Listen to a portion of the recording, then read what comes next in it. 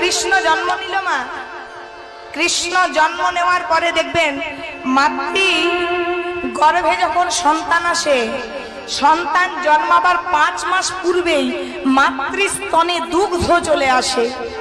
ভগবান পাঠিয়ে দেয় যে তুই পৃথিবীতে যাওয়ার বহু আগে তোর খাবারটা দিয়ে দিলাম, তাও আবার উষ্ণ দুগ্ধ। দেখবেন একটা মায়ের সারা শরীরে যদি ছুঁচ ফোটেন রক্ত বেরিয়ে আসবে, কিন্তু যখন সন্তানরা দুগ্ধ পান করে সেখান থেকে উষ্ণ দুগ্ধ বেরিয়ে আসে। ভগবানের অসীম লীলা।